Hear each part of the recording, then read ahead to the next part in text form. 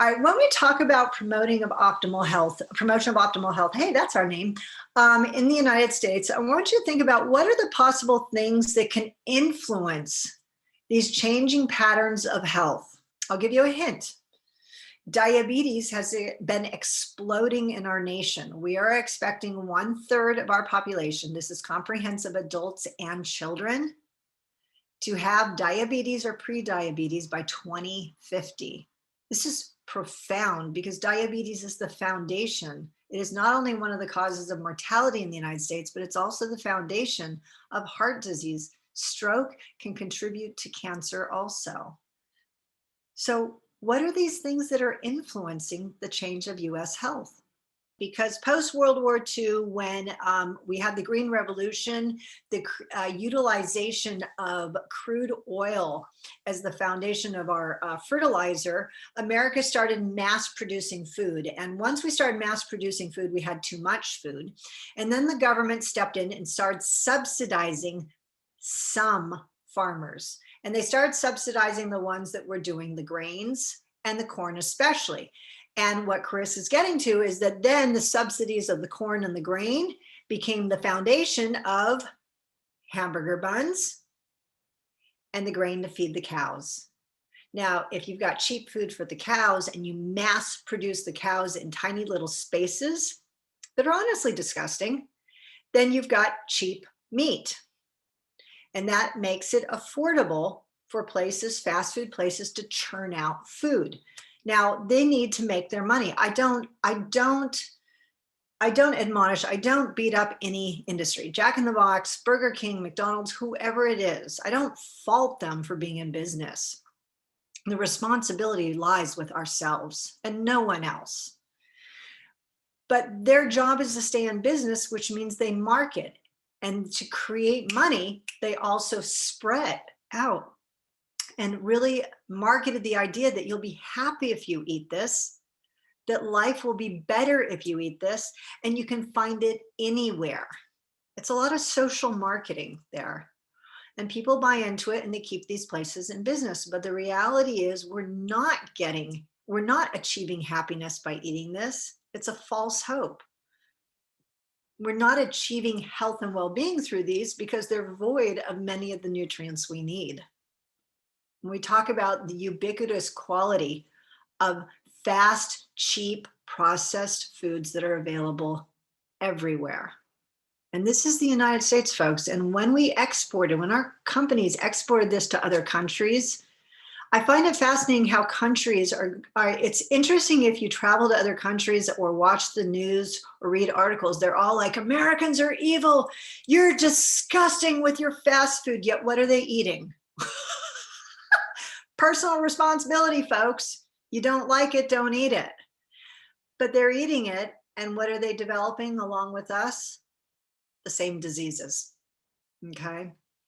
So go figure. So the food chain, huge. Americans want value. And as our economy has gone up and down, we're more desperate for value now more than ever. And, you know, there's been a lot of hype about this, about the fact that you can get a McDonald's burger cheaper than you can buying a piece of fruit. You can buy a 2-liter soda cheaper than you can get milk, one little teeny container of milk. And that is ridiculous. And there's something wrong with this. But again, I'm going to say the onus falls back on us because the consumer has the loudest voice. Yet what have we been doing? Stuffing our mouths in silence. You guys will learn. I'm going to say this over and over again. It's personal responsibility. It was funny. I was just actually watching a video of Denzel Washington last night, and he was talking about cultural values and behaviors. And it was really cool because he just kept saying over and over again, personal responsibility. Stop pointing the finger and start looking at yourself. And I'm like, you're my man. You're so my man. You look at something once and it will forever be in your feed. And anything in that vein will be in your feed. They have hijacked your lives like nobody's business. And they are directing you in your thought process. And so this exposure to what to eat, how to eat, when to eat it's all being scripted for you guys. And every time you look at this, you come to accept it as a normal thing. It was, it's intriguing because one of the challenges you're going to have in your personal health, I am sorry to tell you, is going to be you shutting down the constant normalization of telling you how to be. So think of something as simple as the movie industry, the TV industry, and magazines. They tell us what we're supposed to look like. And it's always been this 0.0 something percent of the population that has no thigh gap. And we buy into this, that that's supposed to be some ideal body. But the reality is the extraordinary variety of human beings really don't apply to that. That is a very minute amount of people. Yet it's normalized because every time you go on social media, every time you turn on the television or watch a movie or open a magazine, we are still being messaged that that is the norm. And then our society has countered that by going at the complete opposite extreme of body positivity, which I am all for being positive about who we are and what we're about. But some of these messages have been at the demise of human health. And that worries me because now we've gone from one extreme to the other. And this is what our society is becoming. Look at our politics. It's extremes. Where is the compromise? Where's the middle ground? Where is the balance in life? There is none. It's either over here or over there. And we've got to, on our own, find our middle ground. And then we're going to learn how to maneuver through all of this junk that's being told us who to be, what to be, how to be. And your social media, your media in general, is one of the most powerful tools right now that has a narrative. And I've known this for years. God, I saw a really great presentation by a journalist a few years back who warned the audience that the narrative by the media is out of control. When this was years ago, she was talking about the opioid crisis was out of control in the United States, and she wanted to do an article on it and homelessness. And her news agency, CNN, told her that she can't do that. She's going to report on politicians. And she's like, but Americans need to know what's going on for Americans. And they said, no, we have one thing we're reporting on, and that's politics. And this is what it's become, is a very defined, specific conversation.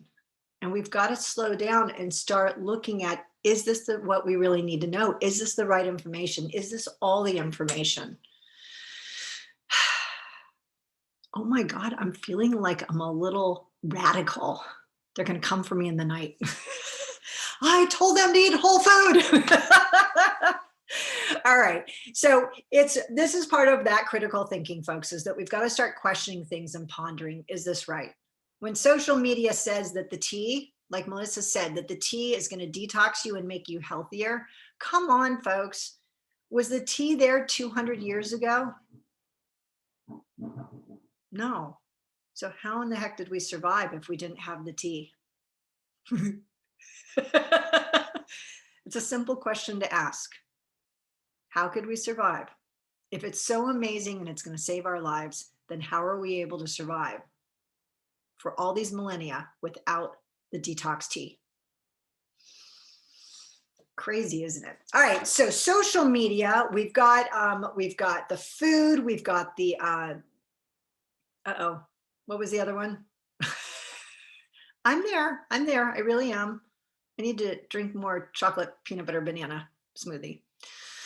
All right, what else, you guys, is influencing the patterns in the United States? Give me something else. Be radical. Can we say the healthcare system, like health insurance? Yeah, Cherry, that's a really great comment. And, this has been a weird journey because we went from having healthcare and either you could afford it or you couldn't, to then we got into a stage in our society where we were told we had to have it, which financially was I had it all along, but that financially destroyed me because the cost was off, through the charts, through the roof. And I appreciate that, but you've got a few things that are at play. Number one, when you're forced to have health care, it shifts the dynamics of what people are able to do to care for their health when they're having to divert their funds. And, as a healthcare practitioner, I embraced the idea of a universal healthcare system, and I had such hopes, and that thing went sideways. It was not what it promised to be. So the healthcare system actually the mandate had set us back. It was a disaster for your medical doctors, but it did create, now in everything in life, just like COVID, there's always a silver lining somewhere. And by completely crushing medical doctors with administrative work rather than practicing medicine, it created more demand for physician's assistants, which is really brilliant. So it created that shift in access to healthcare that didn't have as much power prior to that. Other things to take into consideration on healthcare is the costs. I don't know if you guys are plugged into the news at all, but diabetes is rampant in our nation, and insulin can be phenomenally expensive. And unfortunately, our new government, I'm shocked by this decision, to say the least, is reevaluating the cost of insulin. There was a moratorium on the fees for the past several years, and the industry was forced to reduce the fees for Americans. And that's been lifted. And so my sister-in-law pays $40 a month for insulin, and it now will be $200 a month. And I'm sitting there and I'm going, now she's hand to mouth. So what does she got to give up? Toilet paper? Breakfast? Because if she doesn't take her insulin, that will kill her. So she's got to make a choice. So we do have to be super conscious and aware of the healthcare system and the decisions that are being made, because they do impact us. They impact the people we love and around us. And this influences US health, especially when diabetes is what? One of the causes of death in the US that is preventable. Absolutely preventable. All right. Other things I'm going to throw at you guys. What about changing demographics? People moving into this nation, people shifting across the nation. That's change of culture right there. Shift in the economy and access to money. I mean, we are a welfare nation right now. It is what it is. We are financially in, I would call it, it's not the Great Depression, that was the 1930s, but what I'm seeing around me, this is all the trademarks of a depression. And this impacts human health, which means that relying on an infrastructure to be powerful for us, that's not going to, it's waiting for someone to save us is not going to happen. We have to be in action for ourselves. COVID, right there, that is a change in health of the United States. We're seeing a lot of people with chronic diseases and compromised immune systems falling due to this influenza, which is resulting in their mortality, their death. Well, this is really huge, because we've really got to examine, if we don't rein in chronic diseases, they're going to continue to be more susceptible to these influenza seasons every year. And that being said, something I want you guys to look at, good Lord, I think I lost it, is I was looking at a graph. All right, hold on a second. Let's see if I can figure out how to get out of this page. I was looking at a graph. Where is it? Here we go. That I thought was really intriguing is on the left box, you'll see that it's got rubella, influenza, and rotavirus.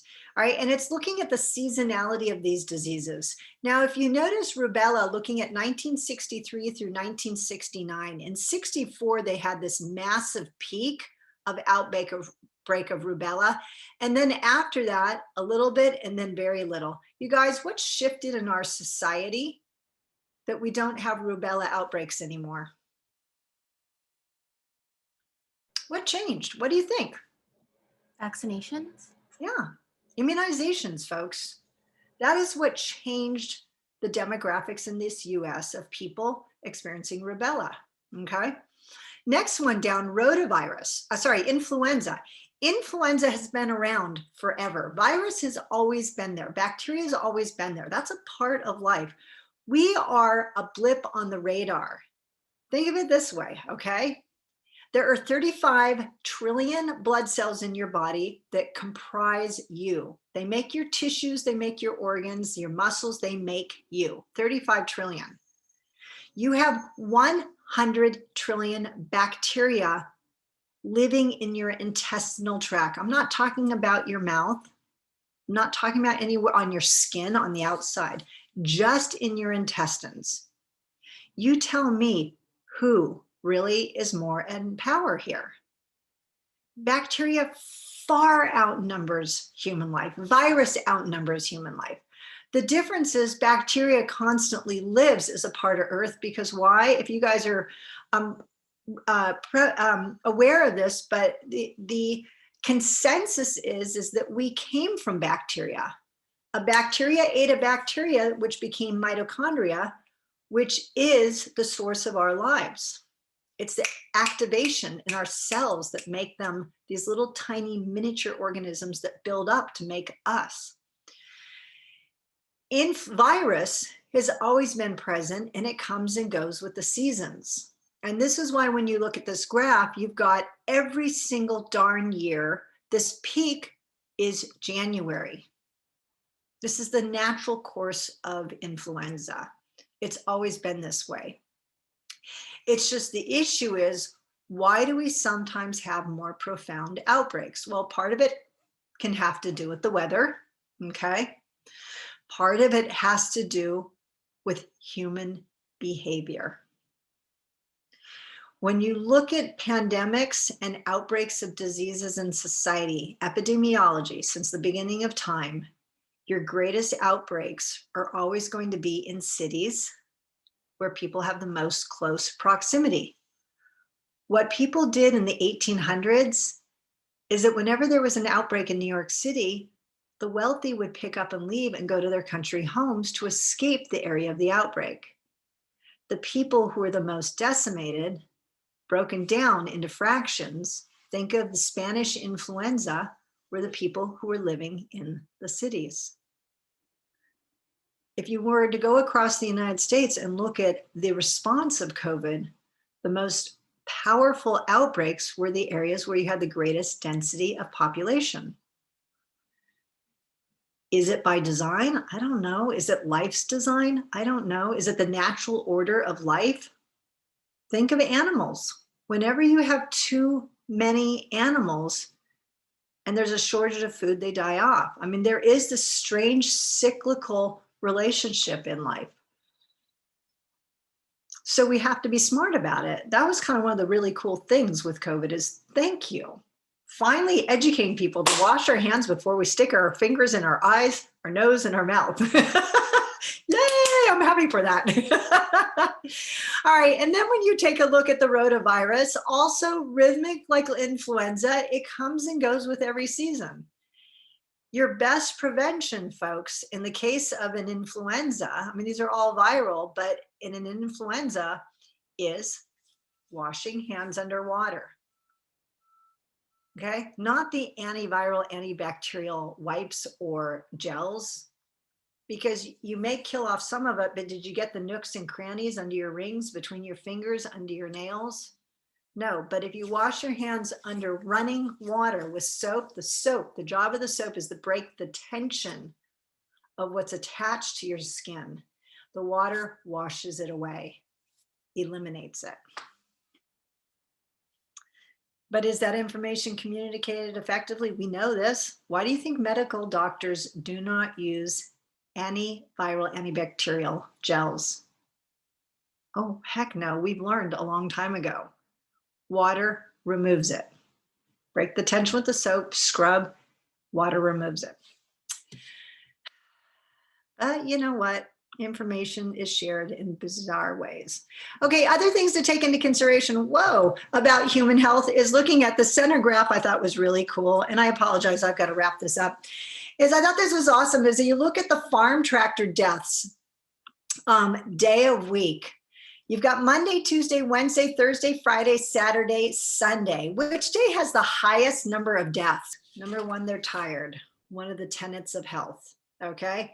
Number two, yes, they're anxious, getting ready, psychologically getting ready for Sunday, a day of rest. For some people, a day of worship. Saturday, they're trying to get everything done. So you've got exhaustion. If you also look at the bottom graph, it says that again, death peaks according to hour of day at between 4 and 5 p.m. Sunlight starts to wane in the late afternoon. Okay, people are tired. So this is how crazy these little things in life influence human health. The last one, kind of speaking to the rubella, was the pertussis events of children. We've got less than one and from 4 on, okay? Whether by grouped or, well, they're both grouped. 5-year age groups and age groups, all right? But the bottom line is you see these incredible outbreaks, but once children get immunized for pertussis, whooping cough, then it just levels off and it's maintenance. So there's a lot to understand about things that, you know, influence us. If you have a surge in of births of children, that means you have a surge in population. And if people are immunized or if they're not immunized, then that increases the likelihood of shift in public health. So American health, because of the prevalence, I mean, when we're looking at more than 2/3, almost 3/4 of our nation is either overweight and or obese. This is the instigator of a lot of diseases. And, you know, it's interesting because originally the world was looking at us. It was always that perception that America had obesity, weight issues. But the reality is that it's expanded across the world, so that now that what we're looking at is that, you know, originally we were concerned about people dying of malnutrition. Now what we're seeing is people dying of overnutrition. And it's not just the US. It is the fastest growing source of death in the world. Crazy, huh?